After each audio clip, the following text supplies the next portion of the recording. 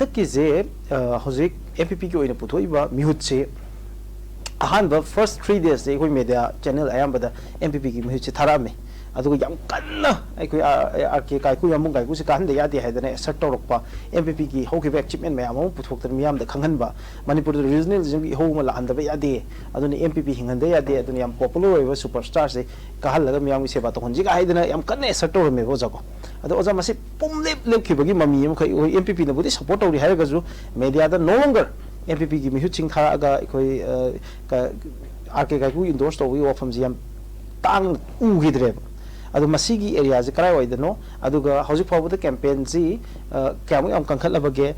बहुत chi kaga ne habe ki thajab ji kadai folai be kanone hauji akoina RK kusi saigi akoina tang hauhiba tang kunga mangada akoina nomination file tawi tawdagi media me amna MPP hingalani habida misida media apna naman ito ko na impact TV da ko CPA kano gi CPA gi kano ne ko asanta ne dagi university singen mis kano ne ko MPP singen kano ne ko dum ma dagi ko gi tawam party pan ada MPP ga posi MPP ga nati posi thina gani hai posi da me ada ngasai gi mayam si sum lak posida ngasai gi tang kun ga tar ki nomination file to posida ngasai gi ko jo MPP ki manung jita kamata ke bo kano se saigi resident party amki ngasi bawda akoina akoi congress ki su yori sawi sobin mase kanane ha akoi ki congress na sei bharat manipur pan sei yang khitruk sure yang khitruk ta pale BJP su 15 years pale ado MPP di only matam parliament tam onglo parliament sida amna 1972 da thatra ma thaka pale ado 1974 da thamre ka pale ado 1990 da saigi sei ne ka pale somna sai hunga thakha tong pale matami da MPP ki contribution si miyamna MPP amta hingal alwai si mahung kutim ta loina haya maram kaino da sai jeu da MPP na teng kham tam tor ma thabak si na congress sai yang khai parliament ki MPP na tor ma thabak na sam hele sam na haya da sai ki 1949 da khoi si bharat merge tor hai tor mutang da khoi si sovereignty ni le polong khone sovereignty le post da kamata ke bu kano sina akhoi ki akhoi si parsi state ta 1972 ho si akhoi si namjal laga si kamsar makha ta khoi thang le matam da manipur praja sai kun je khoi tum ni kan tung ge matam da matric si gwadi chala thare ni adagi IB thare matric thare ni madagi education line economic line totally fail ga na khosi tum le ba kano ne ba MPP na 10 gram matam da 72 ki sai ta ta ma da medical college pure ni medical college pure ame madagi education si anawi education board link hale matam da khoi not khoi ki manipur da khoi unfair to na ba kana khoi ke public service commission link hale madagi engineering college link father manipur da anawi not ama program si manipur miyam nang si ko kaudre adu 1974 ki tero matam si da khoi na pai matam si da kai nang ko MPP government thuai na da ngasai ki manipur ki oji leiba khoi kana si British ka kanong kasi khoi thangal general ki khoi state function to tam sta home minister to we an thine entin dan we mutam da khoi lai khaba alimudan na kari khoi ki manipur ki ipai pu ki bai puna the prithip puna thena wang ba British pu bachakam British pu mai thi khoi ki thena ba ipai pu ki function to we kai ki tamok da kal te na unjinam jaimana khoi ki decide to da akhoi ki karana se akhoi ki alemudin chief minister secret hoega state holiday si thok lok thoga ngasi se mayam chana ni se adu ki to ru dang ta 1974 ki khoi government se tha mai da central government thuai ki so adona MPP se adona MPP ki ityas di loib na do ityas ne ai o zada mu hanjar ke ai fair chance ko pina bai da mak ta tare congress ta mu lak cha hoke congress ta mina ai dang la aga mu ai o zada mu hanjar ke o zagi raw mission na ba Congress Party the Lakshering was Hosi High Rizi MPP gi Icham Chamba spokesperson amana thing asi lai je koi one of the learned koi Manipur myam ni kai khumna ba Manipur civil society gi movement da then student activism gi movement da yam chawna saruk yabirakpa adumba masak naiba politician amani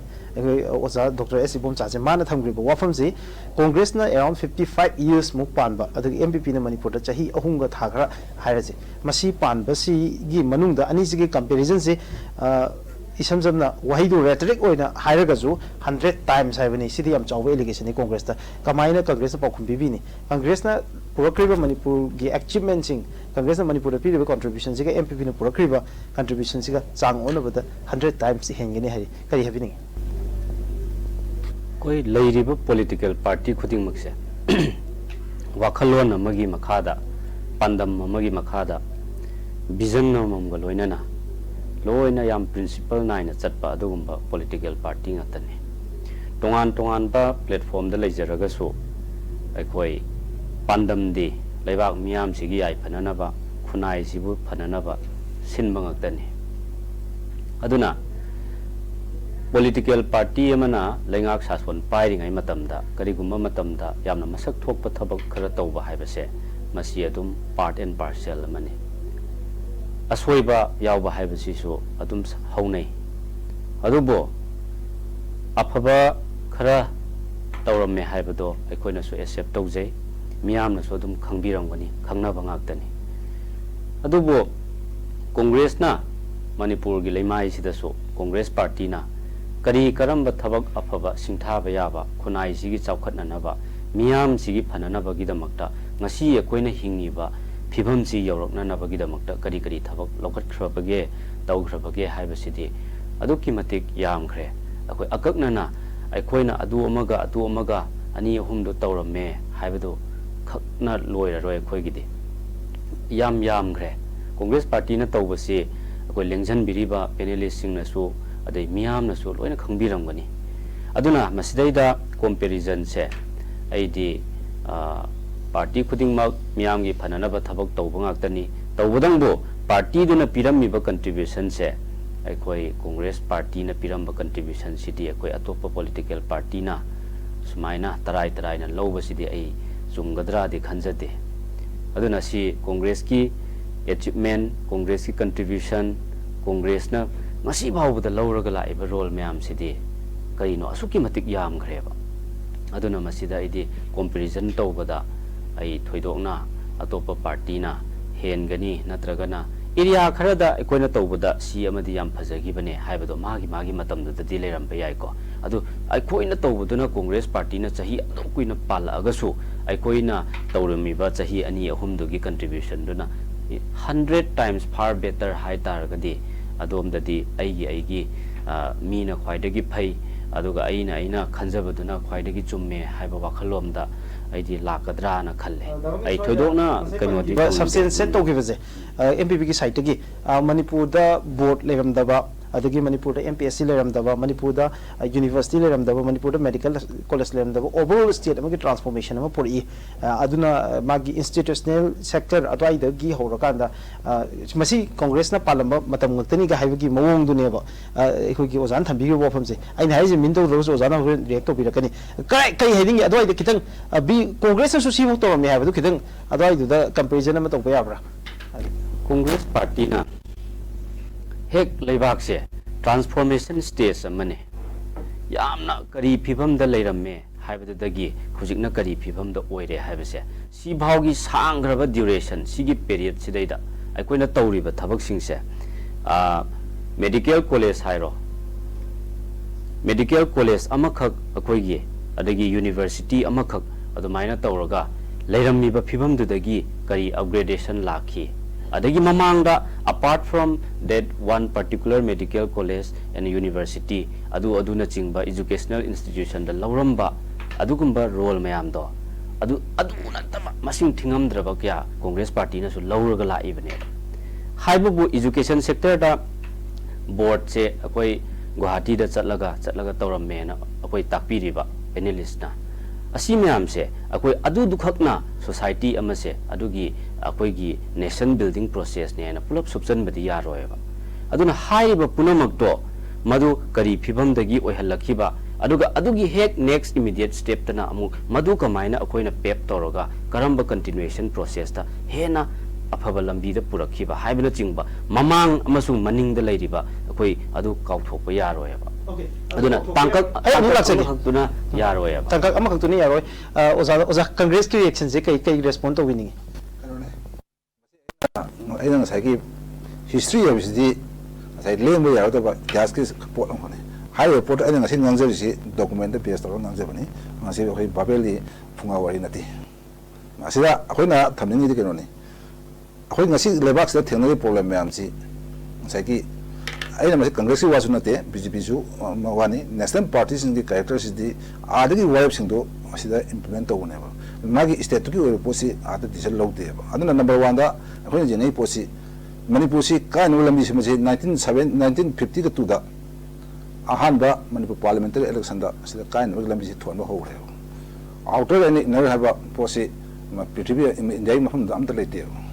ꯁ꯭ꯋꯥꯏꯁꯤꯗ ꯆꯤꯡꯒ ꯇꯝꯒ ꯀꯥꯏꯅꯕ ꯃꯆꯥ ꯑꯃ ꯍꯥꯟꯅ ꯉꯁꯥꯏꯒꯤ ꯀꯪꯒ꯭ꯔꯦꯁꯀꯤ ꯀꯩꯅꯣꯁꯤꯡꯁꯤꯅ ꯍꯥꯟꯅ ꯑꯩꯈꯣꯏꯒꯤ ꯃꯅꯤꯄꯨꯔꯒꯤ ꯍꯥꯏꯗꯤ ꯑꯩꯈꯣꯏ ꯍꯧꯖꯤꯛ ꯌꯥꯎꯔꯤꯕ ꯃꯅꯤꯄꯨꯔꯗ ꯂꯩꯔꯤꯕ ꯀꯪꯒ꯭ꯔꯦꯁꯀꯤ ꯄꯣꯂꯤꯇꯤꯁꯤꯌꯟꯁꯤꯡꯒꯤ ꯃꯣꯏ ꯋꯥꯈꯜꯗꯤ ꯅꯠꯇꯦ ꯃꯣꯏ ꯅꯦꯁꯅꯦꯜ ꯄꯥꯔꯇꯤ ꯑꯣꯏꯅ ꯌꯥꯎꯖꯔꯨꯕꯅꯤ ꯑꯥꯗ ꯂꯩꯔꯤꯕ ꯄꯣꯠꯁꯤ ꯃꯅꯤꯄꯨꯔꯁꯦ ꯑꯩꯈꯣꯏꯒꯤ ꯅꯝꯊꯅꯕ ꯄꯣꯠ ꯑꯃ ꯑꯗꯨꯗ ꯍꯧꯈ꯭ꯔꯦꯕ ꯑꯥꯎꯇꯔ ꯏꯟꯅꯔꯦꯟꯁ ꯁꯤꯗ ꯃꯅꯤꯄꯨꯔꯁꯦ ꯀꯥꯏꯅꯕꯒꯤ ꯃꯆꯥ ꯑꯃ ꯆꯤꯡ ꯇꯝꯁꯦ ꯇꯣꯈꯥꯏ ꯇꯅꯝ ꯑꯣꯏꯔꯦꯕ ꯑꯗꯒꯤ 1960ꯁꯤꯗ ꯃꯥꯏ ꯗꯦꯕꯂꯞꯃꯦꯟ ꯇꯧꯗꯕꯤ ꯇꯣꯛꯁꯦꯕ 1960ꯗ ꯊꯝꯈꯤꯕ MLA Act 1960ꯁꯤ ꯃꯅꯤꯄꯨꯔꯒꯤꯗꯃꯛꯇ ꯁꯦꯝꯈꯤꯕ ꯄꯣꯠ ꯑꯃ ꯅꯠꯇꯦꯕ ꯃꯁꯤ ꯌꯨ ꯄꯤ ꯑꯃꯁꯨꯡ ꯕꯤꯍꯥꯔꯗ ꯂꯩꯕ ꯑꯆꯧꯕ ꯑꯩꯈꯣꯏꯒꯤ ꯁ꯭ꯇꯦꯠꯁꯤꯡꯗ ꯂꯩꯕ ꯄꯣꯠꯁꯤꯡꯗ ꯂꯩꯕ ꯇ꯭ꯔꯥꯏꯕ ꯒ꯭ꯔꯨꯞꯁꯤꯡꯁꯤ ꯃꯣꯏꯒꯤꯗꯃꯛꯇ ꯄ꯭ꯔꯣꯇꯦꯛ ꯇꯧꯅꯕ ꯒꯣꯔꯃꯦꯟꯠ ꯑꯣꯐ ꯏꯟꯗꯤꯌꯥꯅ ꯃꯣꯏꯁꯤ ꯑꯆꯧꯕ ꯖꯥꯇꯤꯁꯤꯡꯗ ꯆꯥꯁꯤꯟꯅꯕꯗꯧ ꯁꯦꯝꯕ ꯄꯣꯠ ꯑꯃꯅꯦꯕ ꯃꯅꯤꯄꯨꯔꯒꯨꯝꯕ 91% ꯍꯤꯜꯁ ꯑꯦꯔꯤꯌꯥꯁꯤꯗ 1960ꯒꯤ MLA Actꯁꯤ ꯑꯦꯄ꯭ꯂꯥꯏ ꯇꯧꯔꯀꯥꯟꯗ ꯉꯁꯤ ꯃꯅꯤꯄꯨꯔꯗ ꯊꯦꯡꯅꯔꯤꯕ ꯄ꯭ꯔꯣꯕ꯭ꯂꯦꯝꯁꯤ ꯃꯁꯤꯁꯨ ꯀꯣꯡꯒ꯭ꯔꯦꯁꯀꯤ ꯍꯥꯏꯗꯤ ꯃꯇꯝꯗꯨꯒꯤ ꯄꯥꯜꯂꯝꯃꯤꯕ ꯀꯣꯡꯒ꯭ꯔꯦꯁꯀꯤ ꯃꯣꯏ ꯃꯅꯤꯄꯨꯔꯁꯤ ꯃꯣꯏꯅ ꯀꯃꯥꯏꯅ ꯇꯧ ꯗꯦꯕꯂꯞꯃꯦꯟ ꯁꯨꯡꯇꯧ ꯇꯧꯍꯟꯅꯤꯡꯗꯦꯕ ꯑꯗꯨꯗꯤ 1972 ꯐꯥꯎꯁꯤꯗ ꯀꯣꯡꯒ꯭ꯔꯦꯁꯇ ꯂꯤꯁꯥꯡꯁꯤꯅ ꯀꯣꯡꯒ꯭ꯔꯦꯁꯇ ꯑꯇꯣꯞꯄ ꯄꯥꯔꯇꯤꯅ ꯄꯥꯟꯕ ꯅꯠꯇꯦꯕ ꯃꯁꯤꯗ ꯆꯍꯤ ꯌꯥꯝꯅ ꯁꯥꯡꯕꯁꯤꯗ ꯉꯁꯥꯏ ꯑꯩꯈꯣꯏꯒꯤ ꯀꯩꯅꯣ ꯑꯣꯏꯅ ꯂꯩꯔꯝꯃꯕ ꯑꯩꯈꯣꯏꯒꯤ ꯁꯣꯚꯔꯦꯟꯇꯤ ꯑꯣꯏꯅ ꯂꯩꯖꯔꯝꯕ ꯃꯅꯤꯄꯨꯔꯁꯦ ꯃꯁꯤ ꯄꯨꯁꯜꯂꯀꯥꯟꯗ ꯃꯣꯏꯅ ꯅꯝꯁꯤꯜꯂꯒ ꯊꯝꯈꯤꯕꯁꯦ ꯃꯁꯤꯗꯒꯤ ꯀꯩꯅꯣ ꯇꯧꯔꯛꯄꯅꯦꯕ 1972ꯗ NPPꯅ ꯁꯥꯒꯠꯂꯝꯕ ꯗꯥꯝ ꯁꯥꯔꯝꯗꯦ ꯀꯔꯤꯒꯨꯝꯕ ꯑꯃ ꯃꯅꯤꯄꯨꯔꯗ ꯑꯗꯒꯤ ꯃꯅꯤꯄꯨꯔꯒꯤ ꯏꯀꯣꯅꯣꯃꯤꯛ ꯒ꯭ꯔꯣꯠ ꯇꯧꯅꯕꯒꯤꯗꯃꯛꯇ ꯁ꯭ꯄꯥꯏꯟ ꯃꯤꯜ ꯂꯤꯡꯈꯠꯂꯛꯑꯦꯕ ꯄꯦꯄꯔ ꯃꯤꯜꯁꯤ ꯁ꯭ꯄꯥꯏꯟ ꯃꯤꯜ ꯂꯤꯡꯈꯠꯂꯦ ꯆꯍꯤ 9-10 ꯔꯟ ꯇꯧꯔꯝꯃꯦ NPPꯅ NPP ꯂꯤꯡꯈꯠꯂꯦ ꯃꯅꯤꯄꯨꯔꯒꯤ ꯏꯀꯣꯅꯣꯃꯤꯛ ꯒ꯭ꯔꯣꯠ ꯇꯧꯅꯕꯒꯤꯗꯃꯛꯇ ꯂꯪꯁꯤ ꯃꯅꯤꯄꯨꯔꯗꯒꯤ ꯂꯩꯗꯅꯕ ꯑꯗꯨ ꯀꯩꯗꯧꯔꯦ ꯕꯖꯥꯔꯗ ꯂꯩꯕ ꯃꯌꯥꯡ ꯑꯩꯈꯣꯏꯒꯤ ꯄꯩꯁꯥ ꯄꯥꯏꯕ ꯁꯦꯟꯖꯥꯎ ꯄꯥꯏꯕꯤꯁꯤꯡꯁꯤꯅ ꯃꯁꯤ ꯃꯤꯟꯁꯤ ꯂꯩꯕ ꯇꯥꯔꯒꯗꯤ ꯅꯣꯔꯠ ꯑꯇꯣꯞꯄ ꯏꯟꯗꯤꯌꯥꯒꯤ ꯂꯩꯕ ꯑꯩꯈꯣꯏ ꯁ꯭ꯄꯥꯏꯅꯤꯡ ꯃꯤꯜ ꯃꯌꯥꯝꯁꯤꯒꯤ ꯃꯥꯔꯀꯦꯠ ꯂꯩꯇ꯭ꯔꯦꯕ ꯃꯔꯝꯁꯤꯅ ꯀꯃꯥꯏꯅ ꯇꯧꯔꯤꯒꯦ ꯍꯥꯏꯕꯗ ꯁ꯭ꯄꯥꯏꯅꯤꯡ ꯃꯤꯜꯁꯤ ꯃꯨꯊꯠꯅꯕ ꯕꯤꯖꯤꯅꯦꯁ ꯑꯩꯈꯣꯏꯒꯤ ꯀꯪꯒ꯭ꯔꯦꯁ ꯒꯣꯔꯃꯦꯟ ꯃꯇꯝꯗ ꯃꯁꯤ ꯃꯨꯊꯠꯈ꯭ꯔꯦꯕ ꯑꯗꯒꯤ ꯃꯅꯤꯄꯨꯔꯗ ꯄꯦꯄꯔ ꯃꯤꯜꯁꯤ ꯂꯤꯡꯈꯠꯅꯕꯒꯤꯗꯃꯛꯇ ꯖꯤꯔꯤꯗ ꯑꯩꯈꯣꯏ NPPꯅ ꯄ꯭ꯔꯄꯣꯁ ꯇꯧꯔꯦ ꯑꯗꯨꯒ ꯀꯣꯡꯒ꯭ꯔꯦꯁꯀꯤ ꯒꯣꯔꯃꯦꯟ ꯃꯇꯝꯗ ꯀꯩꯅꯣꯗ ꯑꯩꯈꯣꯏꯒꯤ ꯑꯁꯥꯝꯒꯤ ꯄꯥꯁꯒ꯭ꯔꯥꯝꯗ ꯄꯤꯊꯣꯛꯈ꯭ꯔꯦꯕ ꯍꯥꯏꯗꯤ ꯔꯣ ꯃꯦꯇꯔꯤꯌꯦꯜꯅ ꯑꯩ ꯏꯁꯥꯃꯛ ꯆꯠꯂꯒ ꯄꯥꯁꯒ꯭ꯔꯥꯝ ꯌꯦꯡꯉ ꯆꯠꯂꯨꯔꯦ ꯑꯗꯨꯒ ꯆꯠꯂ ꯌꯦꯡꯉꯨꯔꯦ ꯃꯇꯝꯁꯤꯗ ꯀꯃꯥꯏꯅ ꯇꯧꯒꯦ ꯔꯣ ꯃꯦꯇꯔꯤꯌꯦꯜꯅ ꯖꯤꯗ ꯂꯧꯔꯦ ꯀꯩꯅꯣꯅ ꯄꯨꯔꯛꯑꯦꯕ ꯑꯗꯩ ꯃꯅꯤꯄꯨꯔꯗ ꯑꯩꯈꯣꯏꯒꯤ 1970s ꯑꯗꯨꯋꯥꯏꯗ ꯑꯣꯖꯥꯁꯤ MPPꯗ ꯑꯗꯨꯝ ꯂꯩꯕꯤꯔꯕ ꯑꯩꯗꯤ ꯀꯩꯅꯣꯅꯤ ꯑꯩ 70ꯗ ꯂꯩꯇꯦ ꯑꯩꯗꯤ 70 ꯑꯗꯨꯋꯥꯏꯗꯨꯗꯤ ꯑꯩꯈꯣꯏ ꯄꯣꯔꯗ ꯑꯩꯈꯣꯏ ꯁꯥꯇ꯭ꯔ ꯑꯣꯏꯔꯤ ꯁꯥꯇ꯭ꯔ ꯑꯣꯏꯔꯤ ꯃꯔꯝꯗꯤ ꯑꯩ ꯏꯁꯥꯃꯛ ꯃꯅꯤꯄꯨꯔꯒꯤ ꯀꯟꯇꯦꯝꯄꯣꯔꯔꯤ ꯍꯤꯁꯇ꯭ꯔꯤꯗ ꯋꯥꯛ ꯇꯧꯕ ꯃꯤꯅꯤ ꯑꯩꯒꯤ ꯗꯣꯛꯇꯔꯦꯠꯁꯤ ꯀꯟꯇꯦꯝꯄꯣꯔꯔꯤ ꯍꯤꯁꯇ꯭ꯔꯤꯅꯤ ꯃꯔꯝꯗꯤ ꯃꯅꯤꯄꯨꯔꯗ ꯀꯅꯥꯅ ꯀꯩꯗꯧꯏ ꯍꯥꯏꯕ ꯄꯣꯠꯁꯤ ꯑꯩ ꯃꯨꯟꯅ ꯈꯪꯉꯤ ꯗꯣꯀꯨꯃꯦꯟ ꯂꯩ ꯃꯔꯝꯗꯤ ꯃꯅꯤꯄꯨꯔꯁꯤ ꯚꯥꯔꯠꯇ ꯀꯅꯥꯅ ꯄꯨꯜꯍꯜꯂꯤ ꯃꯅꯤꯄꯨꯔꯗꯒꯤ ꯃꯣꯏ ꯇꯔꯦꯠ ꯆꯠꯂꯒ ꯔꯦꯀꯣꯔꯠ ꯂꯩ ꯑꯩꯅ ꯉꯥꯡꯖꯔꯤꯁꯤ ꯑꯩ ꯔꯦꯀꯣꯔꯠ ꯂꯩꯇꯕ ꯄꯣꯠ ꯑꯝꯇ ꯉꯥꯡꯗꯦ ꯑꯣꯖꯥꯅ ꯊꯝꯈ꯭ꯔꯤꯕ ꯋꯥꯐꯝꯁꯤ ꯌꯥꯝ ꯇꯦꯟꯅ ꯊꯝꯕ ꯑꯣꯏꯔꯒꯁꯨ ꯃꯔꯨꯑꯣꯏꯕ ꯋꯥꯐꯝ ꯃꯌꯥꯝ ꯑꯃ ꯌꯥꯎꯔꯤ ꯃꯁꯤ ꯀꯣꯡꯒ꯭ꯔꯦꯁ ꯄꯥꯔꯇꯤꯅꯁꯨ ꯁꯦꯡꯗꯣꯛꯄꯩ ꯇꯟꯖꯥ ꯑꯃ ꯄꯤꯗ꯭ꯔꯒꯗꯤ ꯃꯁꯤ ꯑꯣꯖꯥ ꯐꯤꯌꯔ ꯑꯣꯏꯔꯣꯏꯗꯣꯏꯅꯤ ꯗꯥꯏꯂꯣꯒꯁꯦ ꯑꯗꯨꯅ ꯑꯩ ꯀꯣꯡꯒ꯭ꯔꯦꯁꯇ ꯔꯦꯁꯄꯣꯟ ꯇꯧꯅꯕ ꯃꯇꯝ ꯑꯇꯦꯟꯕ ꯃꯇꯝ ꯈꯛꯇ ꯄꯤꯖꯒꯦ ꯗꯥꯕꯪꯒꯤꯟ 1951ꯒꯤ ꯏꯁꯨꯗ ꯏꯟꯅꯔ ꯑꯃꯗꯤ ꯑꯥꯎꯇꯔ ꯃꯅꯤꯄꯨꯔ ꯈꯥꯏꯗꯣꯛꯈꯤꯕ 1960ꯗ MLR Act Manipur Land Revenue and Reform Act 1960 pusalakpa adagida 1972 fawbada Manipurda aikogi Manipurgi development yumpham oibe institution da thambiram da haiba allegation mayam thami kamai respond togi masi loinamak aikoina chumme haina lobadi yaroi haibadi aikoisu political party amada leiribani adagi loina thijan humjan jaribani fake and figure haibadu aikoida su loina leijai ado wazana ꯑꯩꯈꯣꯏ ꯅꯠꯇ꯭ꯔꯒꯅ ꯃꯤꯌꯥꯝꯅ ꯈꯪꯅꯕꯤꯕ ꯑꯗꯨꯃꯥꯏꯅ ꯑꯩꯈꯣꯏꯁꯨ ꯐꯦꯛ and figure ꯍꯥꯏꯕꯁꯤꯗꯤ ꯑꯩ ꯈꯛꯇꯒꯤ ꯅꯠꯇꯦ ꯑꯦꯅꯤ XYZ ꯑꯃꯈꯛꯇꯒꯤ ꯅꯠꯇꯦ ꯃꯤꯌꯥꯝ ꯑꯄꯨꯝꯕꯒꯤꯅꯦ ꯐꯦꯛ ꯑꯦꯟ ꯐꯤꯒꯔ ꯍꯥꯏꯕꯁꯤꯗꯤ ꯆꯦꯟꯕ ꯌꯥꯔꯣꯏ ꯑꯗꯨꯕꯨ ꯑꯩꯈꯣꯏ ꯍꯧꯖꯤꯛꯀꯤ ꯄꯟꯕꯤꯈꯤꯕ ꯑꯁꯤ ꯂꯩꯔꯝꯃꯦ ꯑꯗꯒꯤ ꯑꯗꯨꯒꯤ ꯃꯇꯝꯗꯅ ꯑꯗꯨ ꯑꯩꯈꯣꯏ ꯆꯠꯅꯈꯤꯗ꯭ꯔꯦ ꯗꯤꯐꯪ ꯑꯣꯏꯈ꯭ꯔꯦ ꯁꯤꯈ꯭ꯔꯦ ꯁꯠ ꯗꯥꯎꯟ ꯇꯧꯈ꯭ꯔꯦ ꯍꯥꯏꯕꯤꯔꯤꯕꯁꯤꯡ ꯑꯗꯒꯤ ꯁꯨꯃꯥꯏꯅ ꯇꯧꯗꯅ ꯀꯣꯡꯒ꯭ꯔꯦꯁꯀꯤ ꯃꯇꯝꯗ ꯑꯗꯨꯒꯨꯝꯕ ꯑꯦꯛ ꯀꯌꯥ ꯑꯃ ꯑꯩꯈꯣꯏ ꯁꯨꯃꯥꯏꯅ ꯇꯧꯗꯅ ꯊꯝꯖꯟꯕꯤꯔꯝꯕꯅꯦ ꯃꯣꯏꯅ ꯀꯔꯤꯝ ꯇꯧꯕꯤꯔꯝꯗꯦ ꯆꯥꯎꯈꯠ ꯊꯧꯔꯥꯡꯒꯤ ꯂꯝꯗ ꯑꯣꯏꯔꯣ ꯑꯦꯅꯤ ꯍꯥꯏꯅ ꯇꯧꯔꯤꯕ ꯃꯌꯥꯝꯁꯦ ꯃꯁꯤ ꯑꯗꯨꯗꯤ ꯃꯅꯤꯄꯨꯔ ꯀꯧꯕ ꯂꯝꯗꯝꯁꯦ ꯑꯩꯈꯣꯏ ꯇꯦꯟꯈ꯭ꯔꯕ ꯆꯍꯤ 3-4ꯒꯤ ꯗ꯭ꯌꯨꯔꯦꯁꯟꯗꯨꯅ ꯑꯗꯨꯒꯤ ꯇꯦꯟꯌꯣꯔꯗꯨꯅ ꯂꯣꯏꯅ ꯑꯣꯏꯍꯜꯂꯛꯈꯤꯕ꯭ꯔꯥ ꯍꯥꯏꯕꯁꯦ ꯃꯁꯤꯗꯤ ꯀꯣꯏꯁꯟ ꯇꯧꯕꯗ ꯂꯣꯏꯅ ꯑꯟꯁꯔ ꯊꯣꯛꯀꯅꯤꯕ ꯃꯁꯤ ꯀꯔꯤ ꯄꯥꯎꯈꯨꯝ ꯃꯅꯤꯄꯨꯔ ꯍꯥꯏꯕ ꯑꯁꯤ ꯋꯥꯍꯪꯁꯦ ꯀꯣꯡꯒ꯭ꯔꯦꯁ ꯄꯥꯔꯇꯤꯗꯒꯤ ꯌꯥꯝ ꯐꯖꯕ ꯋꯥꯍꯪ ꯑꯃ ꯍꯪꯉꯤ ꯀꯃꯥꯏ ꯋꯥꯍꯪ ꯄꯤ ꯃꯅꯤꯄꯨꯔꯗ ꯉꯁꯤ ꯊꯦꯡꯅꯔꯤ ꯄ꯭ꯔꯣꯕ꯭ꯂꯦꯝ ꯃꯌꯥꯝꯁꯦ ꯀꯣꯡꯒ꯭ꯔꯦꯁꯅ ꯄꯥꯜꯂꯝꯕ ꯂꯩꯉꯥꯛꯇꯨꯒꯤ ꯔꯤꯖꯜꯅꯦꯕ ꯃꯅꯤꯄꯨꯔꯗ ꯉꯁꯤ ꯏꯟꯗꯤꯌꯥꯒꯤ ꯁ꯭ꯇꯦꯠ ꯑꯃꯒ ꯃꯥꯟꯅꯕ ꯉꯝꯗꯅ ꯉꯁꯤ ꯂꯩꯈꯥ ꯇꯥꯅ ꯂꯩꯔꯤꯕꯁꯦ ꯀꯣꯡꯒ꯭ꯔꯦꯁꯅ ꯄꯥꯜꯂꯝꯕ ꯔꯤꯖꯜ ꯀꯩꯅꯣꯅꯦꯕ ꯀꯣꯡꯒ꯭ꯔꯦꯁꯅ ꯍꯥꯏꯕ ꯌꯥꯏ ꯃꯅꯤꯄꯨꯔꯅ ꯚꯥꯔꯠꯇ ꯄꯨꯜꯂꯤꯕꯁꯤ ꯀꯣꯡꯒ꯭ꯔꯦꯁ ꯑꯩꯈꯣꯏꯒꯤ ꯀ꯭ꯔꯦꯗꯤꯠ ꯍꯥꯏꯕꯗꯨꯗꯤ ꯑꯩ ꯃꯗꯨꯗꯤ ꯌꯥꯏ ꯃꯔꯝꯗꯤ ꯃꯅꯤꯄꯨꯔꯗ ꯚꯥꯔꯠꯇ ꯄꯨꯟꯕꯁꯤ ꯀꯣꯡꯒ꯭ꯔꯦꯁꯀꯤ ꯑꯆꯧꯕ ꯍꯣꯠꯅꯕꯒꯤ ꯀꯩꯅꯣꯅꯦꯕ ꯃꯗꯨꯃꯗꯤ ꯑꯩ ꯁꯞꯄꯣꯔꯠ ꯇꯧꯏ ꯑꯗꯨꯒ ꯃꯅꯤꯄꯨꯔꯗ ꯉꯁꯤ ꯚꯥꯔꯠꯀꯤ ꯂꯩꯔꯤꯕ ꯁ꯭ꯇꯦꯠꯁꯤꯡꯗ ꯃꯈꯣꯏ ꯊꯣꯡ ꯃꯥꯅ ꯆꯠꯇ꯭ꯔꯤꯕꯁꯤꯗꯤ ꯀꯣꯡꯒ꯭ꯔꯦꯁꯀꯤ ꯑꯦꯗꯃꯤꯅꯤꯁꯇ꯭ꯔꯦꯁꯟ ꯁꯣꯏꯔꯛꯄꯗꯒꯤꯅꯤ ꯃꯅꯤꯄꯨꯔꯗ ꯆꯪꯕ ꯃꯤꯌꯦꯡꯗꯒꯤꯅꯤ ꯍꯥꯏꯕꯁꯤ ꯑꯩ ꯊꯝꯖꯒꯦ ꯍꯥꯏꯔꯤꯕ ꯑꯣꯖꯥꯅ ꯊꯝꯕꯤꯔꯤꯕ ꯋꯥꯐꯝꯁꯤꯃ ꯑꯩ ꯗꯥꯄꯝꯒꯤꯗ ꯂꯥꯛꯑꯒ ꯗꯥꯄꯝꯒꯤ ꯔꯥꯎꯟ ꯍꯧꯗ꯭ꯔꯤꯉꯩ ꯃꯃꯥꯡꯗ ꯑꯣꯖꯥ ꯉꯁꯥꯏ ꯀꯪꯒ꯭ꯔꯦꯁꯀꯤ ꯃꯊꯛꯇꯗꯤ ꯋꯥꯐꯝ ꯃꯌꯥꯝ ꯑꯃ MPPꯒꯤ ꯃꯈꯩꯗꯒꯤ ꯊꯝꯈ꯭ꯔꯦ MPPꯁꯨ ꯍꯟꯗꯛꯀꯤ ꯏꯂꯦꯛꯁꯟꯁꯤꯗ ꯗꯥꯏꯔꯦꯛꯂꯤ ꯏꯟꯚꯣꯜꯕ ꯇꯧꯔꯤ ꯃꯔꯝꯗꯤ ꯑꯥꯁ ꯄꯣꯂꯤꯇꯤꯀꯦꯜ ꯑꯩꯈꯣꯏ ꯀꯦꯟꯗꯤꯗꯦꯠ ꯑꯃꯒꯤ ꯄ꯭ꯔꯥꯏꯝ ꯁꯞꯄꯣꯔꯇꯔ ꯑꯣꯏꯅ ꯍꯥꯏꯔꯤꯕ ꯄꯣꯂꯤꯇꯤꯀꯦꯜ ꯄꯥꯔꯇꯤꯁꯤꯒꯤ ꯀꯦꯟꯗꯤꯗꯦꯠ ꯑꯃ ꯑꯣꯏꯅ ꯊꯣꯛꯑꯝꯕꯗꯒꯤ ꯏꯂꯦꯛꯁꯟꯒꯤ ꯏꯁꯨ ꯈꯔ ꯏꯂꯦꯛꯇꯣꯔꯦꯜ ꯏꯁꯨꯁ ꯈꯔ ꯂꯩꯈꯤꯕꯗꯒꯤ ꯃꯗꯨ ꯁꯞꯄꯣꯔꯠ ꯑꯣꯟꯊꯣꯛꯈꯤꯕꯅꯤ ꯁ꯭ꯄꯣꯟꯁꯔ ꯀꯦꯟꯗꯤꯗꯦꯠ ꯑꯣꯏꯅ ꯑꯣꯟꯊꯣꯛꯈꯤꯕꯅꯤ ꯑꯣꯖꯥ ꯑꯗꯨꯅ ꯑꯇꯣꯞꯄ ꯀꯟꯇꯦꯟꯗꯤꯡ ꯀꯦꯟꯗꯤꯗꯦꯠꯁꯤꯡꯁꯦ BJPꯒꯤ ꯀꯦꯟꯗꯤꯗꯦꯠ ꯗꯦꯟ RPIꯒꯤ ꯀꯦꯟꯗꯤꯗꯦꯠ ꯂꯩꯔꯤꯕ ꯗꯦꯟ ꯑꯇꯣꯞꯄ ꯏꯟꯗꯤꯄꯦꯟꯗꯦꯟ ꯀꯦꯟꯗꯤꯗꯦꯠꯁꯤꯡ ꯂꯩꯔꯤꯕ ꯃꯈꯣꯏꯗꯗꯤ ꯀꯔꯤ ꯑꯣꯄꯤꯅꯤꯌꯟ ꯂꯩ BJPꯗ ꯑꯩ ꯍꯥꯟꯅ ꯊꯝꯖꯒꯦ BJPꯁꯤ ꯚꯥꯔꯠꯇ ꯄꯥꯜꯂꯛꯄꯁꯤ ꯃꯩ ꯆꯍꯤ 35 ꯁꯨꯔꯦ ꯃꯅꯤꯄꯨꯔꯗ ꯆꯍꯤ 3 ꯃꯄꯨꯡ ꯐꯥꯔꯦ ꯑꯗꯨꯒ BJPꯁꯤ ꯉꯁꯥꯏꯒꯤ ꯃꯣꯏꯅ ꯄꯥꯟꯕ ꯃꯇꯝꯗ ꯀꯃꯥꯏꯅ ꯇꯧꯒꯦ ꯑꯇꯜ ꯕꯤꯍꯥꯔꯤ ꯚꯥꯖꯄꯥꯏꯒꯤ ꯄꯥꯟꯕ ꯃꯇꯝꯗ ꯃꯗꯨꯁꯨ ꯃꯅꯤꯄꯨꯔꯁꯤ ꯊꯨꯒꯥꯏꯅꯕ ꯑꯩꯈꯣꯏꯒꯤ 18 ꯖꯨꯟ ꯊꯣꯛꯍꯜꯂꯒ ꯃꯤ 19 ꯁꯤꯍꯜꯂꯦ ꯑꯗꯨꯒ ꯉꯁꯤ ꯐꯥꯎꯕꯗ BJPꯅ ꯃꯅꯤꯄꯨꯔꯗ ꯉꯁꯥꯏꯒꯤ ꯀꯣꯡꯒ꯭ꯔꯦꯁꯀꯤꯗꯤ ꯀꯔꯤꯒꯨꯝꯕ ꯑꯦꯔꯤꯌꯥ ꯈꯔꯗ ꯂꯩ ꯍꯥꯏꯕꯁꯤ ꯑꯗꯨꯝ ꯑꯩꯁꯨ ꯌꯥꯏ ꯑꯦꯔꯤꯌꯥ ꯈꯔꯗꯤ ꯌꯥꯝ ꯆꯥꯎꯅ ꯁꯣꯛꯑꯦ ꯍꯥꯏꯕꯁꯨ ꯂꯩ ꯑꯗꯨꯒ BJPꯒꯤꯗꯤ ꯃꯣꯏ ꯃꯇꯝꯗ ꯄꯦꯔꯁꯤꯗ ꯑꯩꯈꯣꯏꯒꯤ ꯑꯇꯜ ꯕꯤꯍꯥꯔꯤ ꯚꯥꯖꯄꯥꯏꯒꯤ ꯃꯇꯝꯗ ꯃꯅꯤꯄꯨꯔꯗ ꯑꯅꯧꯕ ꯃꯌꯣꯜ ꯄꯨꯔꯛꯑꯝꯗꯦ ꯃꯣꯏ ꯑꯇꯜ ꯕꯤꯍꯥꯔꯤ ꯚꯥꯖꯄꯥꯏꯒꯤ ꯃꯇꯝꯗ ꯄꯤꯔꯝꯕ ꯈꯨꯗꯣꯜꯗꯤ ꯀꯔꯤꯅꯣ ꯍꯥꯏꯕꯗ ꯃꯅꯤꯄꯨꯔꯗ ꯅꯥꯒꯥꯒ ꯃꯩꯇꯩꯒ ꯑꯩꯈꯣꯏ ꯅꯨꯡꯁꯤꯅꯗ꯭ꯔꯕ 18 ꯖꯨꯟ ꯊꯣꯛꯍꯜꯂꯒ ꯑꯆꯧꯕ ꯀ꯭ꯔꯥꯏꯁꯤꯁ ꯑꯃ ꯊꯣꯛꯍꯜꯂꯒ ꯀꯩꯅꯣ ꯑꯦꯁꯦꯝꯕ꯭ꯂꯤ ꯐꯥꯎ ꯃꯩ ꯆꯥꯏ ꯑꯩꯈꯣꯏꯒꯤ ꯑꯃ ꯆꯥꯏꯕꯅꯤ ꯑꯗꯩ ꯑꯇꯣꯞꯄ ꯑꯃꯅ ꯑꯩꯈꯣꯏ ꯀꯩꯅꯣꯒꯤ ꯃꯇꯝꯗ ꯑꯩꯈꯣꯏꯒꯤ ꯅꯔꯦꯟꯗ꯭ꯔ ꯃꯣꯗꯤꯒꯤ ꯃꯇꯝꯗ ꯆꯍꯤ 10 ꯃꯄꯨꯡ ꯐꯥꯔꯦ 10ꯒꯤ ꯃꯄꯨꯡ ꯐꯥꯔꯝꯗꯥꯏ ꯂꯣꯏꯔꯝꯗꯥꯏ ꯃꯇꯥꯡꯁꯤꯗ ꯀꯩꯗꯧꯔꯦ ꯉꯁꯥꯏꯒꯤ ꯀꯨꯀꯤꯒꯤ ꯃꯣꯏꯒꯤ ꯑꯦꯂꯦꯛꯁꯟꯗꯨ ꯀꯥꯕ ꯌꯥꯅꯕ ꯍꯣꯠꯅꯕꯗ ꯃꯥꯒꯤ ꯗꯤꯕꯦꯂꯞꯃꯦꯟꯒꯤ ꯇꯣꯛꯑꯁꯦ ꯍꯥꯏꯕ ꯗꯤꯕꯦꯂꯞꯃꯦꯟꯗꯤ ꯀꯔꯤꯝ ꯇꯧꯗꯦ ꯉꯁꯥꯏ ꯀꯪꯒ꯭ꯔꯦꯁꯅ ꯍꯥꯏꯔꯛꯀꯅꯤ ꯑꯩꯈꯣꯏꯅ ꯇꯧꯔꯝꯕ ꯗꯤꯕꯦꯂꯞꯃꯦꯟ ꯈꯔꯗꯨ ꯃꯣꯏꯅ ꯁꯝꯊꯔꯛꯄꯅꯦ ꯃꯗꯨ ꯌꯥꯏ ꯀꯩꯁꯨ ꯀꯥꯏꯗꯦ ꯑꯗꯨꯒ ꯃꯗꯨ ꯑꯩꯁꯨ MPP ꯃꯣꯏꯅ ꯌꯥꯏ ꯀꯩꯁꯨ ꯀꯥꯏꯗꯦꯕ ꯑꯗꯨꯒ ꯃꯗꯨ ꯄꯣꯠꯇꯣ ꯑꯩ ꯌꯥꯏꯑꯕ ꯑꯗꯨ ꯃꯣꯏꯅ ꯃꯇꯝꯁꯤꯗ ꯃꯣꯏꯒꯤ ꯑꯅꯧꯕ ꯄ꯭ꯔꯣꯒ꯭ꯔꯥꯝ ꯑꯃ ꯃꯁꯤꯃ ꯇꯧꯔꯝꯃꯦ ꯍꯥꯏꯕ ꯄꯣꯠꯁꯦ ꯃꯣꯏꯁꯨ ꯂꯩꯇꯦꯕ ꯑꯗꯨꯒꯤ ꯃꯍꯨꯠꯇ ꯀꯩꯗꯧꯔꯦ ꯆꯍꯤ 10 ꯂꯣꯏꯔꯝꯗꯥꯏꯁꯤꯗ ꯑꯩꯈꯣꯏꯒꯤ ꯁꯨ ꯇꯧꯔꯤꯕ ꯀꯨꯀꯤꯁꯤꯡꯁꯤꯗ ꯌꯥꯅꯕ ꯑꯃ ꯑꯩꯈꯣꯏ ꯅꯣꯏꯒꯤ ꯑꯩꯉꯣꯟꯗꯁꯦ ꯉꯁꯤ ꯄꯨꯖꯔꯛꯇ꯭ꯔꯦ ꯑꯩꯉꯣꯟꯗ ꯗꯣꯀꯨꯃꯦꯟ ꯂꯩ ꯀꯔꯤꯒꯨꯝꯕ ꯑꯩꯈꯣꯏꯒꯤ ꯆꯨꯔꯆꯥꯟꯄꯨꯔꯒꯤ ꯄꯥꯕ꯭ꯂꯤꯛ ꯒ꯭ꯔꯥꯎꯟꯗ ꯑꯩꯈꯣꯏꯒꯤ ꯀꯩꯅꯣ ꯂꯥꯛꯑꯦ ꯑꯃꯤꯠ ꯁꯥꯍ ꯂꯥꯛꯑꯒ ꯀꯔꯤꯒꯨꯝꯕ MLA 19 10ꯁꯦ ꯀꯥꯍꯟꯕ ꯉꯝꯃꯒꯗꯤ ꯑꯩꯈꯣꯏ ꯒꯣꯔꯃꯦꯟ ꯄꯥꯏꯔꯒꯗꯤ ꯅꯣꯏꯅ ꯄꯥꯝꯕ ꯉꯁꯥꯏꯒꯤ ꯑꯦꯗꯃꯤꯅꯤꯁꯇ꯭ꯔꯦꯁꯟꯕꯨ ꯑꯣꯏꯔꯕꯁꯨ ꯁꯦꯄꯔꯦꯠ ꯀꯩꯅꯣꯕꯨ ꯑꯣꯏꯔꯕꯁꯨ ꯑꯦꯗꯃꯤꯅꯤꯁꯇ꯭ꯔꯦꯁꯟꯕꯨ ꯑꯣꯏꯔꯕꯁꯨ ꯁꯦꯄꯔꯦꯠ ꯑꯦꯗꯃꯤꯅꯤꯁꯇ꯭ꯔꯦꯁꯟꯕꯨ ꯑꯣꯏꯔꯕꯁꯨ ꯅꯣꯏꯒꯤ ꯑꯣꯇꯣꯅꯣꯃꯤꯕꯨ ꯑꯣꯏꯔꯕꯁꯨ ꯅꯣꯏ ꯑꯄꯥꯝꯕꯗ ꯄꯤꯅꯤ ꯃꯣꯏ ꯑꯩꯈꯣꯏꯒꯤ ꯏꯃꯨꯡꯒ ꯃꯁꯤꯡꯗ ꯍꯥꯏꯗꯣꯛꯎꯔꯦ ꯑꯗꯨꯃꯛꯇꯤ ꯅꯠꯇꯕ ꯑꯣꯖꯥ ꯄꯔꯃꯤꯅꯦꯟ ꯁꯣꯂꯨꯁꯟ ꯍꯥꯏꯕ ꯄꯔꯃꯤꯅꯦꯟ ꯁꯣꯂꯨꯁꯟ ꯍꯥꯏꯁꯤ ꯀꯩꯅꯣꯅꯦ ꯃꯣꯏ ꯁꯣꯂꯨꯁꯟ ꯍꯥꯏꯁꯤ ꯃꯣꯏꯒꯤ ꯍꯧꯖꯤꯛ BJPꯒꯤꯁꯨ ꯐꯠꯇꯕ ꯃꯣꯏ ꯇꯧꯔꯤ ꯄꯣꯠꯇꯨ ꯆꯪꯉꯤ ꯃꯔꯝꯗꯤ ꯑꯩꯈꯣꯏ ꯂꯣꯏꯁꯟ ꯊꯝꯕ ꯗꯔꯀꯥꯔ ꯂꯩꯇꯦꯕ ꯃꯗꯨ ꯀꯤꯔꯒꯗꯤ ꯂꯩꯕꯥꯛ ꯀꯃꯥꯏꯅ ꯇꯧꯅꯤ ꯑꯗꯨ ꯇꯧꯔꯀꯥꯟꯗ ꯕꯦꯟ ꯒꯣꯔꯃꯦꯟꯁꯤ ꯂꯥꯛꯑꯦ ꯃꯥꯏ ꯄꯥꯛꯑꯦ ꯕꯦꯟ ꯒꯣꯔꯃꯦꯟ ꯂꯥꯛꯑꯕ ꯃꯇꯝꯁꯤꯗ ꯀꯩꯗꯧꯔꯦ ꯀꯨꯀꯤꯁꯤꯡꯅ ꯆꯍꯤ ꯐꯥꯗ꯭ꯔꯤꯉꯩꯗ ꯕꯦꯟꯒꯤ ꯃꯊꯛꯇ ꯉꯁꯥꯏꯒꯤ ꯕ꯭ꯂꯣꯀꯦꯠ ꯇꯧꯕ ꯍꯧꯔꯛꯑꯦ ꯃꯗꯨꯗꯒꯤ ꯕꯟ ꯇꯧꯕ ꯍꯧꯔꯛꯑꯦ ꯃꯇꯝꯗꯨꯗ UKLFꯀꯤ ꯃꯥꯡꯅ ꯑꯩꯈꯣꯏꯒꯤ ꯏꯕ ꯆꯤꯊꯤ ꯑꯩꯉꯣꯟꯗ ꯂꯩ ꯃꯣꯏ ꯍꯥꯏꯕ ꯈꯨꯗꯤꯡꯃꯛ ꯇꯧꯔꯦ ꯑꯩꯈꯣꯏꯅ ꯄꯥꯝꯕ ꯗꯤꯃꯥꯟꯗꯨ ꯄꯤꯔꯣ ꯁꯤꯅꯦꯕ ꯑꯗꯨꯕꯨ ꯊꯣꯛꯏꯕ ꯏꯁꯨꯁꯤ ꯁꯨꯛ ꯆꯥꯎꯕ ꯁꯥꯊꯤꯕ ꯃꯅꯤꯄꯨꯔ ꯀꯥꯏꯅꯕ ꯄꯣꯠ ꯑꯃ ꯇꯧꯔꯛꯏꯁꯤ ꯃꯣꯏꯒꯤ BJPꯒꯤ ꯄꯣꯂꯤꯇꯤꯀꯦꯜ ꯑꯦꯆꯤꯞꯃꯦꯟꯁꯤ ꯑꯩ ꯃꯅꯤꯄꯨꯔ प्रजा 하는게요. ꯍꯧꯖꯤꯛ 시기ꯕ ꯃꯤ 100,000ꯒꯤ ꯗꯦꯕꯀꯔꯃ ꯂꯣꯏꯗ꯭ꯔꯤ ꯃꯥꯡꯈꯤꯕ ꯃꯌꯥꯝꯒꯤ ꯃꯐꯝ ꯃꯔꯥꯡ ꯈꯪꯗ꯭ꯔꯤ ꯍꯧꯖꯤꯛꯁꯨ ꯂꯥꯟ ꯂꯣꯏꯗ꯭ꯔꯤꯕ ꯄꯣꯠꯁꯤꯗ BJPꯗ ꯑꯃꯨꯛꯅ ꯚꯣꯠ ꯄꯤꯅꯦꯅꯕ ꯆꯦꯜꯂꯤꯕ ꯀꯥꯡꯕꯨꯁꯤꯡꯁꯦ ꯃꯁꯤꯁꯨ ꯑꯩꯗꯤ ꯋꯥꯟꯗꯔꯐꯨꯜ ꯍꯪꯉꯛꯇꯕ ꯉꯝꯗꯦ ꯑꯗꯨ ꯃꯣꯏ ꯔꯥꯏꯅꯤ ꯑꯩꯈꯣꯏꯅ ꯊꯤꯡꯕ ꯉꯝꯗꯦ ꯃꯁꯥꯃꯛꯀꯤ ꯑꯩꯈꯣꯏ ꯃꯅꯤꯄꯨꯔ ꯄ꯭ꯔꯖꯥꯒꯤ ꯔꯥꯏꯠꯁꯤ ꯑꯩꯅ ꯃꯁꯤꯗ ꯄꯤꯌꯨ ꯍꯥꯏꯕꯁꯨ ꯉꯝꯃꯣꯏ pin wa shu ngamoi aduga leiba BJP ki train si kana da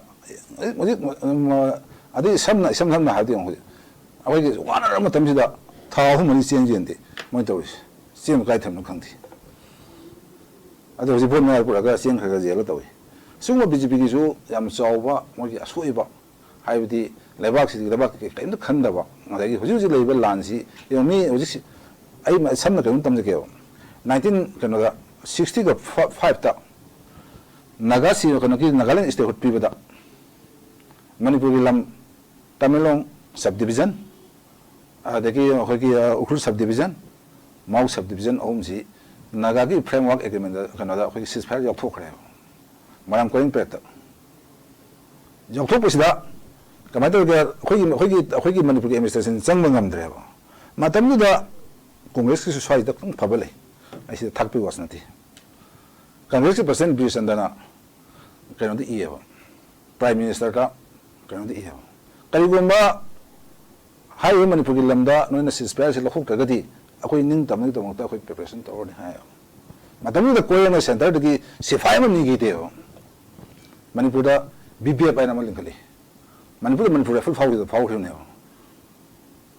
Manipur full tawaga nakoi ki naga khostal me takhara ga 1972 da mamang da naga khostal post solution ki alo hanik soi sidi Bena Manipur Santi kita mungkin na company mi lising umfung udah pusale asih baik pusale. Ada haji singi lamis dah singi boundary share memang lagi. Boundary share masih masih dah kaman terus saya ki kalau sini cookie sini naga army sini perlu lebih naga mau boundary ngang lagi. Haji Manipur administration tahu berapa. So sampai cookie tapi jaga sini kami tahu haji Manipur administration tahu berapa Manipur state force sangkal laga run tahu dah bahaya si Manipur si administration si totally failure unko si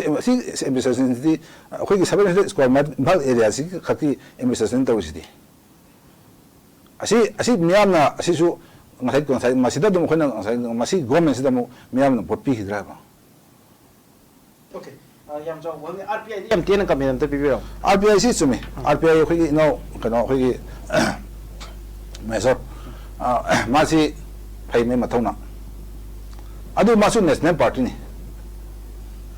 Ma peraga su, my national party mda, saya samna hajar berda. National party di nanti. Mungkin BJP ke sabina berda tu mda, sabina berda mungkin group amane. Regional party. Regional party usu ma sabina amane. Ma adu masih state ki miam na rando party nanti apa. Yes, exactly. Adu ko, atau pa karena ke BJP yang nang ba adu ma kolek am to ran party ne ma bu kayo no akhirnya nagi ma na thonga phago akhirnya nai si Manipur integrity ngalaga Manipur tam to wanga mani pa ni BJP ki platform sang degi machin mele gi ne aduna wujik Manipur gi lai issue se masi khoi solution to ke haibu targeti khoi regional party nutana khoi upai lai ro Okay, regional party na tanong upai lai ro ai Congress party da laksage Congress party da laksani maje allegation me am su yaw re adui marakta BJP gi amuk hayakpa matam da su ekoi oza kaise ibom cha yam kada takdar ai dare BJP ki matang su RPI gi amuk yaksal le timing ji di le tram ni na emo ausun jar pani da za RPI gi su amuk takthar ba ho ami adu swai da ekoi gi Congress party gi matakta MPP gi makai da gi di problem puna mase Congress party gi rule da gi oil pani ha ba gi am charge chobo ma oi da lakhi ba ko swai di hoga kari thamning ba kai wai da clarification pining ba kai khitang thambi Congress party gi regionalism gi idea se masidi ekhoi su yam pamje miam su pamangani ado asuyam na phajaba regionalism gi idea masigi nunggi oiba wahan thok miam se ngasi leiriba MPP gumba party phajaraba party amana kari gi damakta Congress na thoalambane haiba taragadi moi gi tenure da ekhoi asigumba mayam apam da pen da mayam do kari gi keno tawram da bano haiba sisu masi dum question tawba yaba area ni adum makhoina hawbadagi loiba bhaw Manipur ko balamdam se hek semgat sagalakpane haiba dawna credit lawba sidi ekhoi sidi kamaina bu hairaga ekhoi kamaina clarify tawda no khangde sigi charges sidi ko ado aikoi hairiba myam se asuki matik phajaraba regionalism gi idea leiba sigumba political party amana sangraba matam se ꯑꯩꯈꯣꯏ ꯇꯦꯟꯌꯣꯔ ꯈꯔ ꯃꯇꯦꯛ ꯑꯃ ꯇꯥꯡꯀꯛ ꯑꯃ ꯑꯩꯈꯣꯏ ꯂꯩꯕꯥꯛ ꯃꯤꯌꯥꯝꯒꯤ ꯁꯦꯕꯥ ꯇꯧꯔꯝꯃꯦ ꯍꯥꯏꯔꯒ ꯇꯨꯝꯃꯒ ꯂꯩꯊꯣꯛꯎꯔꯤꯁꯦ ꯀꯔꯤꯒꯤꯅꯣ ꯃꯈꯥ ꯇꯥꯅ ꯆꯠꯊꯕꯤꯔꯝꯗ꯭ꯔꯤꯁꯤ ꯀꯔꯤꯒꯤꯅꯣ ꯃꯁꯤꯁꯨ ꯀꯣꯡꯒ꯭ꯔꯦꯁ ꯄꯥꯔꯇꯤꯅ ꯁꯤꯍꯟꯕ ꯑꯣꯏꯒꯗꯧꯔꯤꯕ꯭ꯔꯥ ꯀꯣꯡꯒ꯭ꯔꯦꯁ ꯄꯥꯔꯇꯤꯅ ꯁꯤꯍꯟꯕ ꯑꯣꯏꯒꯗꯧꯔꯤꯕ꯭ꯔꯥ just 1 minute ꯀꯩꯅꯣꯅꯦ MPP ꯇꯨꯝꯕ ꯅꯠꯇꯦ ꯄꯣꯂꯤꯇꯤꯀꯦꯜ ꯍꯥꯏꯁꯤ ꯉꯁꯥꯏꯒꯤ ꯏꯟꯗꯤꯌꯥꯁꯤ ꯀꯪꯒ꯭ꯔꯦꯁꯁꯤ ꯚꯥꯔꯠ ꯅꯤꯡꯇꯝꯕ ꯂꯧꯔꯝꯕ ꯑꯗꯨꯒꯨꯝꯕ ꯌꯥꯝꯅ ꯚꯥꯔꯠꯁꯤ ꯁꯥꯒꯠꯂꯝꯕ ꯑꯗꯨꯒꯨꯝꯕ ꯄꯥꯔꯇꯤꯅꯦꯕ ꯀꯪꯒ꯭ꯔꯦꯁꯁꯨ ꯇꯨꯝꯃꯤꯁꯤꯗꯤ ꯂꯥꯏꯛ ꯗꯦꯠ MPPꯁꯨ ꯄꯣꯂꯤꯇꯤꯀꯦꯜ ꯍꯥꯏꯁꯤꯗꯤ ꯃꯇꯝꯒꯤ ꯑꯗꯨꯝ MPPꯁꯨ ꯃꯇꯝ ꯈꯔ ꯃꯥꯒꯤ ꯂꯤꯗꯔ ꯃꯇꯝꯗꯨꯒꯤ ꯂꯤꯗꯔ ꯍꯥꯏꯗꯤ ꯑꯩꯈꯣꯏꯗ ꯃꯃꯤꯡꯗꯤ ꯄꯟꯅꯤꯡꯗ꯭ꯔꯦ ꯃꯣꯏ ꯈꯔꯅ ꯄꯥꯔꯇꯤꯁꯤ ꯁꯦꯝꯒꯠꯂꯝꯗꯕ ꯄꯣꯠ ꯑꯃ ꯁꯦꯔꯥꯟ ꯇꯨꯔꯥꯟ ꯇꯧꯔꯝꯕ ꯈꯔꯗꯒꯤ ꯄꯥꯔꯇꯤꯁꯤ ꯍꯥꯏꯊꯔꯕꯅꯦꯕ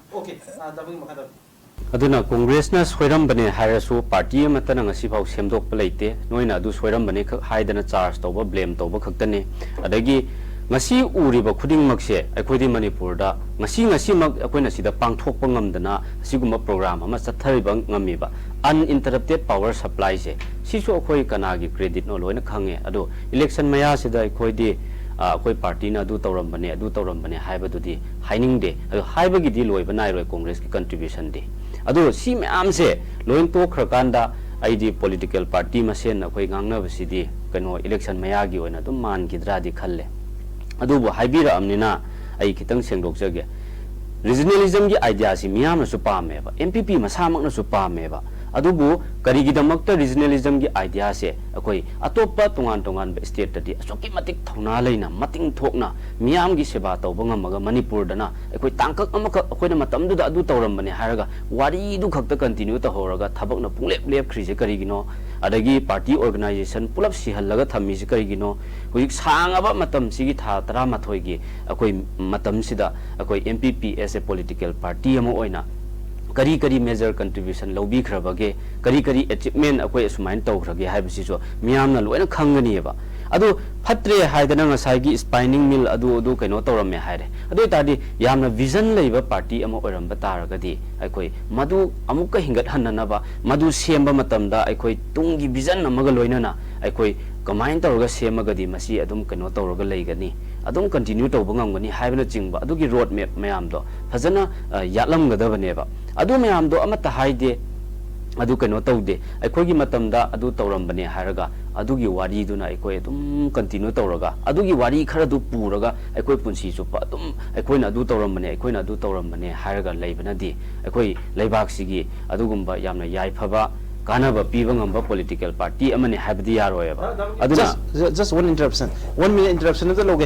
zigdaba kim thami wafam it is not just congress party ginate BJP dagi su any political party dagi MPP da tatan haibase chumme MPP yam glorious ira am leikre aduna mathong na leina thabuk tawame adugi wari du da liraga MPP na leiradra haugiba asok sangwa matam je kaimta tawdana MPP gi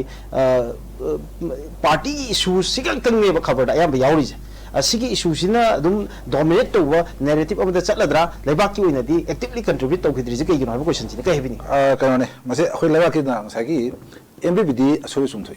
mayam di akhoi gi congress na 1949 72 go pai matam da ma soi matam du sumthu kanda manipur se manipur na ngasi education gi mangla lam fra meba madi manipur da medical science na ngasi knowledge akhoi kan tawri ba akhoi advance oi ba iwi hiong kuting da khoi MPP na ba de manipur law ni pan su se na 1990 da tawram ba agriculture university program ba khoi matam khoi pai mata khoi leba kitam ta tungi bijal lu tawram ba khoi su khoi kai gum kha chumi khoi ji manipur da MPP khana bi de jaw chumi ma sam chumi ba madu punam to khoi su masi matam da khoi masi khana su khana maram lei madu khana jasno ado amaram da khoi MPP se handaki starting khoi kai kusi khoi na support tawe tawudagi khoi MPP khana punam se lo sella matungda khoi MPP thalok sara pone ado mahata bada khoi congress na ngai ina khoi nau na haibadu kasu kaidi khoi khoi na man haibadu ngai gi hana soi mem du suntu ogas man tawada khoi green layer khoi na government dum pai khujing ogo khoi di bhar saga da khoi pesa pu haiba no na manipur se ngasi bawda manipur na bharat 1976 years pulakanda manipur ki package aso ma ngasi bawda thadara ka manipur economic growth no tawdri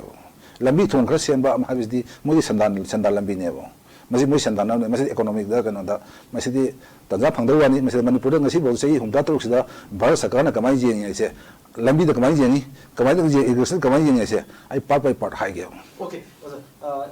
dabnge amuktang MPP na sarkar payalo 하이버기 conviction nama the yauri adwai dai khoi tawge khu ke india da pisan ni biro hari makha da MPP na sarkar paibada Congress party na su thingde thingbagi right su leite aduga akoi paigano haina su akoi oppose tawgide ado ID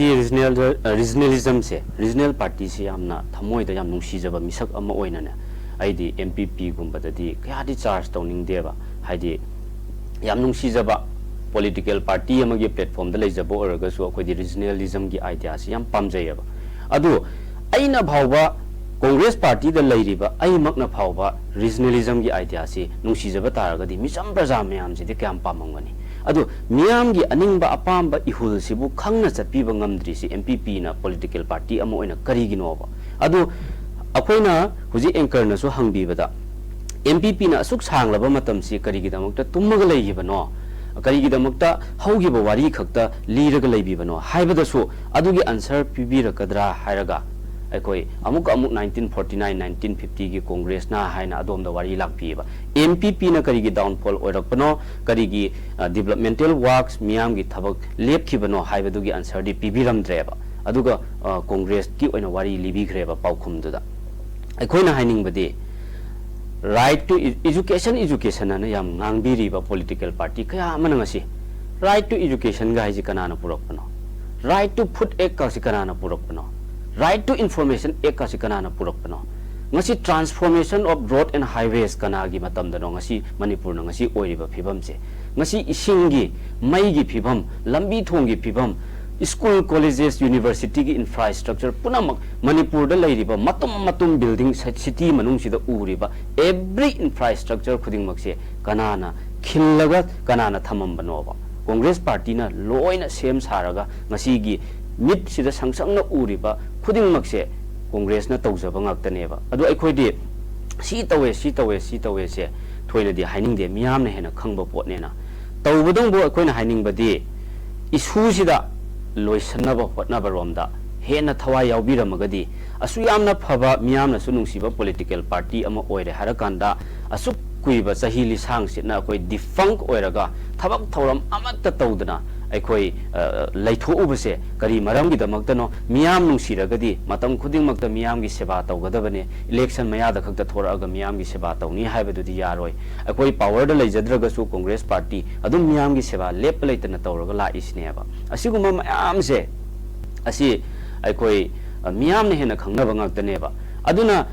akoi issue sida mangda tariba issue ngasi akoi hairokta nongmai kapnariba mayam adagi palel lomda akoi hujik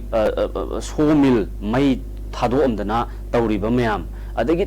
tongan ba lanje loisan banaidana leiriba adai lanje hap tharibra natragana amuk chatharabra khangdriba mayam se asigumbada so akoi as a regional party am oina manipur gi interest ta chauba thodang lohhaningi BJP da oina lengak sason sida oina makoi gi asoibado adomdo oina criticize tawhaningi ngasi mak soiriba punamak sina mangda immediate step oibanina akoi mangda tariba thodang kaya srom sida onjhalle harakanda akoi manipur gi damakta afaba oina tawhaningi congress criticize tawbagi mahutta